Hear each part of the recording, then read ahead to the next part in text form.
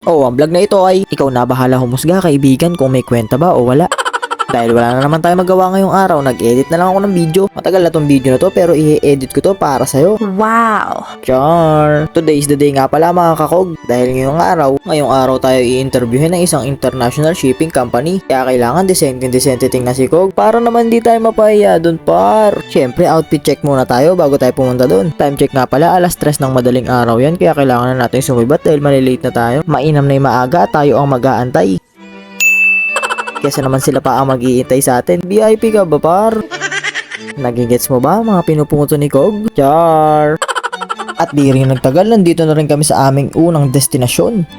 Tindi mo dun destinasyon At ayan nga pala yung sasakyan namin van at syempre yan yung magsiservice sa amin pabalik at papunta. Medyo magulo lang ng konti kasi nauna yung pabalik kesa sa papunta. Tanga talaga.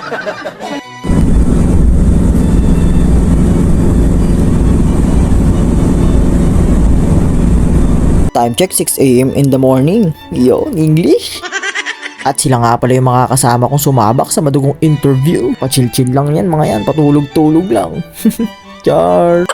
Update nga pala kung nasaan kami ngayon. Kami ay nasa NLEX ba yan? SCTEX? Or di ko alam guys. Basta may X. Basta papunta kami na Maynila guys. At dito kung ano-ano na iniisip ko. Siguro yung mga collision regulation, navigation, seamanship, Marlowe, by ballots law, classification of fires, what is safety. Basta siguro mga iniisip ko yung mga na-review ko na nakalimutan ko guys. Bumili. Update nga pala dito, kanina pa nagsimula yung interview sa taas at pinag-break muna kami nila sir. Kaya paano ba yan? Food trip na naman si Kog. Syempre pati yung mga kabaro natin dyan. Lang punasan ko yung lens.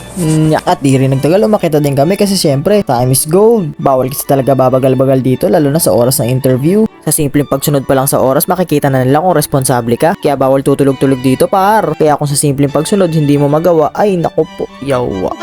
At dito mag-uumpisa na ulit ang gisahan time. Sobrang importante nito sa amin kasi dito na magsisimula yung karir namin. Kaya pag pumasa kami dito, nice. Thank you nga pala sa school namin dahil nabigyan kami ng opportunity na makasali dito sa cadetship program ng isang sikat na international shipping company. Malaking advantage na to dahil nagkaroon kami ng idea at experience kung paano isinasagawa ang isang cadetship program interview. Ano parang? At dito nga pala guys, pauwi na kami. 200 hours na natapos yung interview. Kaya sa mga oras na to, isa lang yung sinisigurado ko, pagod at gutom na ang lahat. Kaway ka muna buddy.